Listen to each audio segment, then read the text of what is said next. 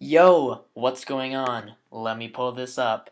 Um, I'm here. This is my week 1 battle of season 6 of the MBA, and I am hyped. I'm hyped because you see my draft analysis, hopefully, and I am playing Houndark. He's a cool guy, but I played him season 5, and I lost to him. I should have won, but I missed the play rough with my Azumarill. Like, that almost cost me playoffs. That almost pissed me off. That did piss me off until I found out I was still in playoffs and I won the whole thing. Okay, whatever. So I want revenge. His draft, though, it's pretty scary. He's got Tyranitar, Scissor, Mega Sceptile, which I had last season, and it's shit. I used it shit. Melodic, Honchkrow, Blaziken, Jolteon, Gramble, Druddigon, Dusknoir, Ursaring, Mesprit. So, here's a couple of funky things about his team. Mega Sceptile, if it's modest, still outspeeds everything on my team.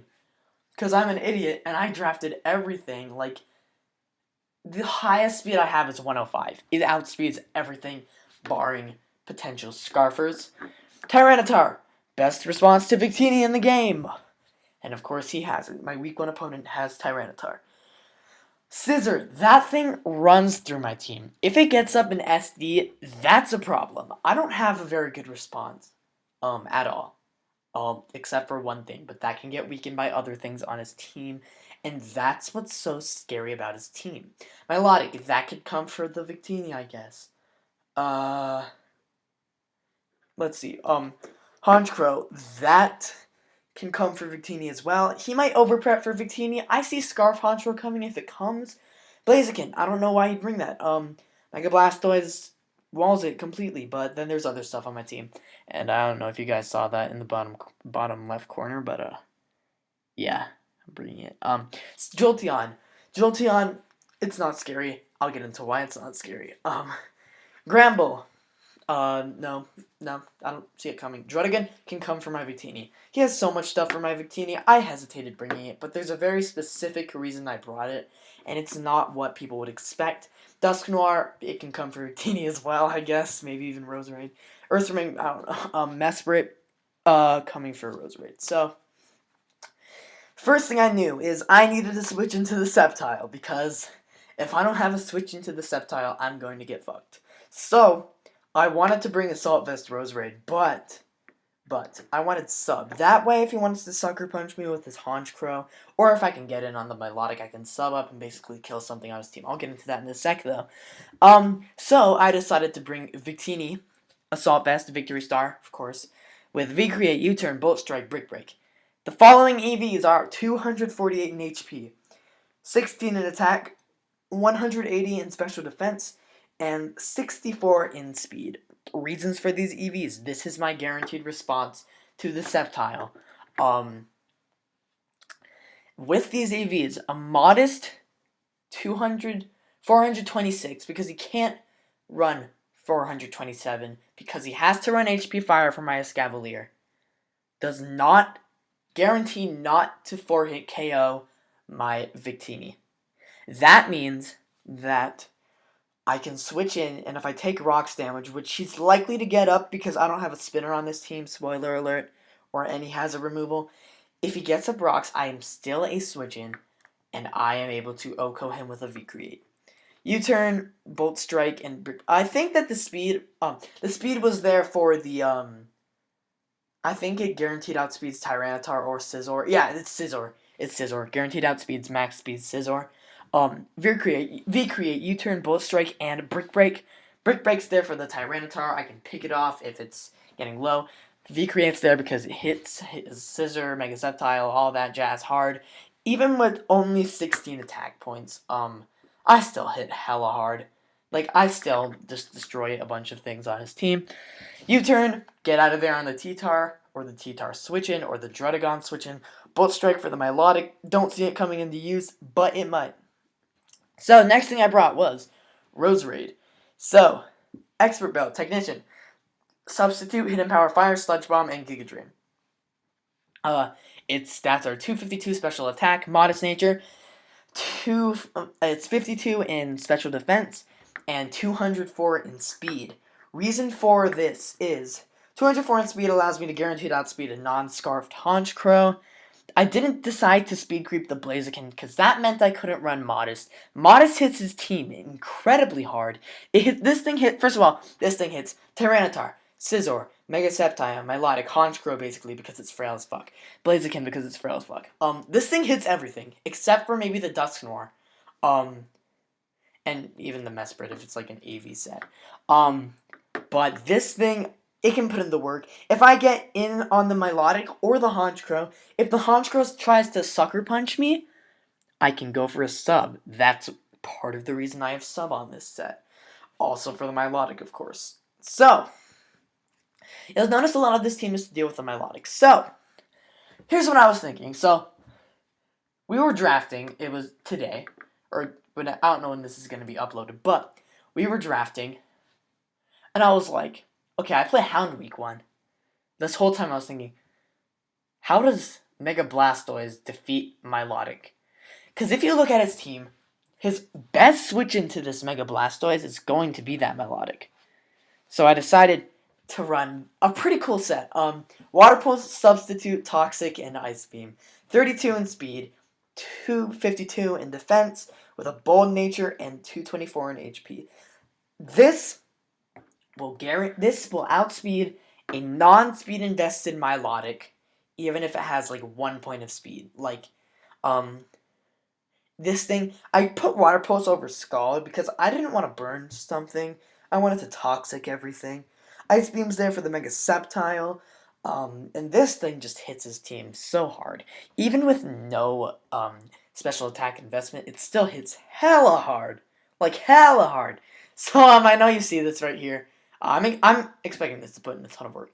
So I know you see this right here, and I decided to bring my Stunfisk. So I was talking to Burn Is Not Fun, one of my buds on Showdown, who actually helped me basically win semifinals.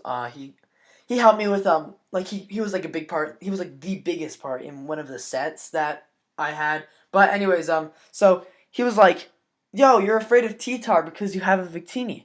So why don't you just bring your Stunfisk? Like it walls the Tyranitar, it walls the Jolteon, it walls like all the things on his team." And I'm like, "Yo, Honchkrow too," and then like it just like all clicked together. So I decided to bring Stunfisk over what's it called? Gliscor, because Stunfisk does the job better. Gliscor can't wall Jolteon because HP Ice will basically kill it, whereas this thing is not 4-hit KO'd by an HP Ice from a Life Orb Jolteon. And I love that. Hidden Power Fire is there just in case the Scizor gets out of hand, because I knew it could get out of hand pretty damn easily. So I ran this set, not to KO'd by HP Ice, and then the rest of this is just to try and wall the Scizor and the Tyranitar more.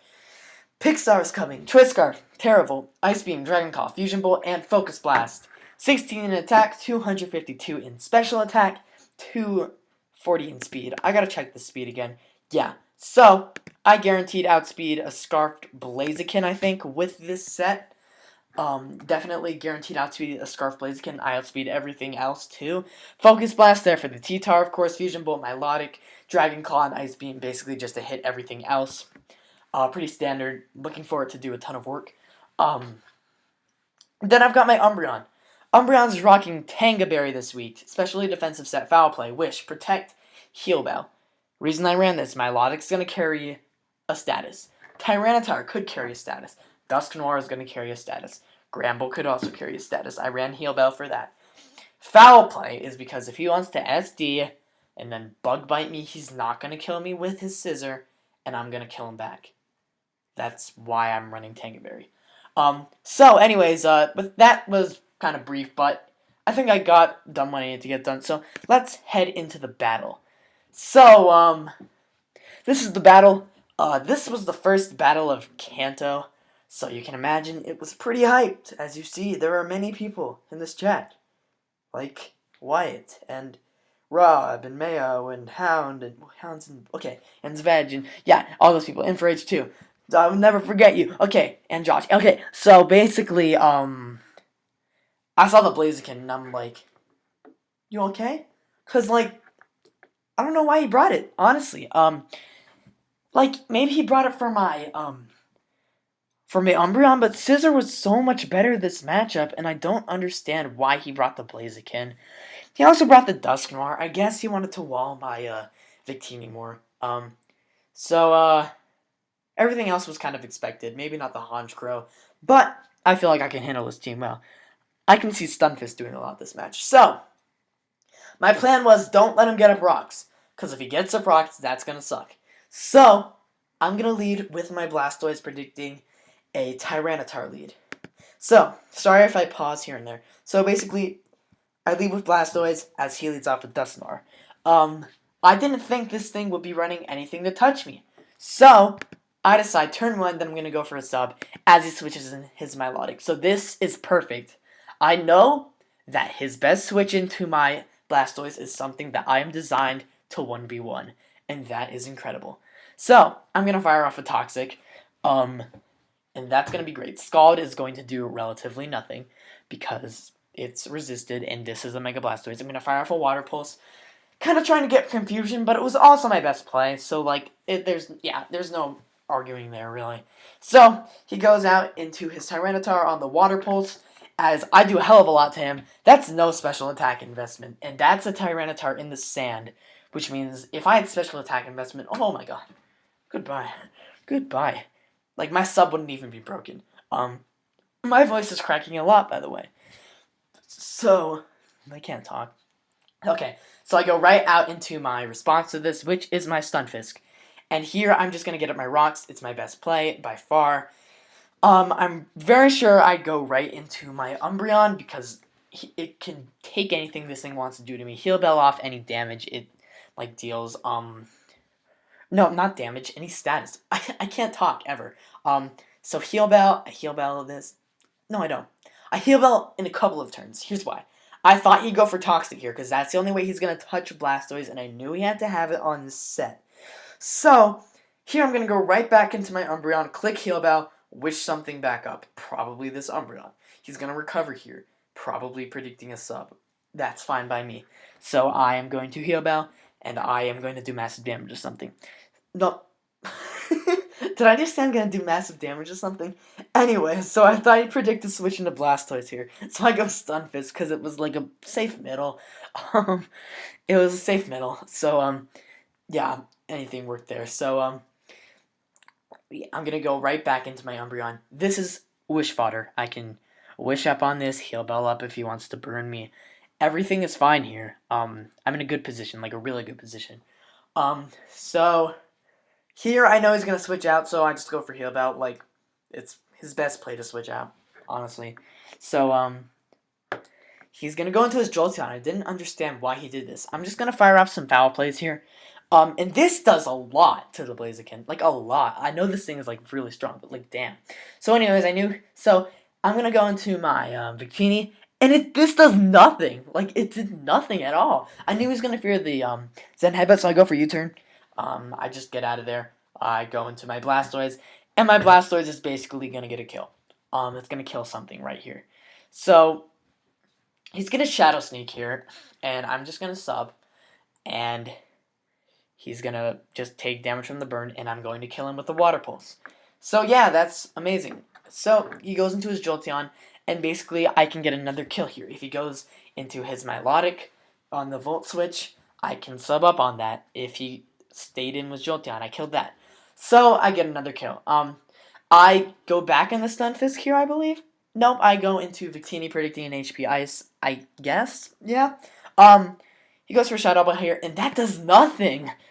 Like, that investment, I swear, every, like, a special attack that's been fired off at this Victini, it's only doing, like, 28, 25%.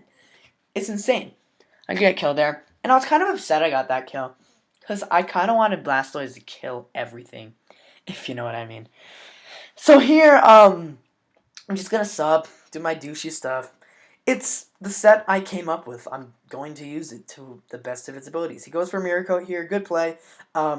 Gets rid of my sub. But here, what I can do is I can just spam Toxic and sub and all that stuff, and it'll all be good. So, Toxic, fire that off. It doesn't matter because I'm not using it. Substitute, keep going for sub, and he's going to go for Scald, resisted damage. So here, his best play was to recover, so I just fire off a Water Pulse, and I get the Confusion. I'm like, please, please, please. No, but he does attack me. So I am basically going to get 5 kills with Mega Blastoise, and I love that. Like, oh my god, Mega Blastoise did so much work. So, week 1, we got a 6-0, and I'm so happy, because, like, I didn't think I could do it at all. But, next week, we're going to be playing Sam. This is not the battle. This is, EBT battle, an EBT battle. So, next week, I'm going to be playing Sam. This was such a fun battle for me. Apologies, I kind of like went all out with my toxic sub prep, and sorry if that was like annoying. But I'm gonna get out of here. See ya, kids, and hopefully yeah, this is the only match that's been played so far. So anyway, I'm gonna get out of here. See ya, kids, and hopefully I'll be back with another win against Sam.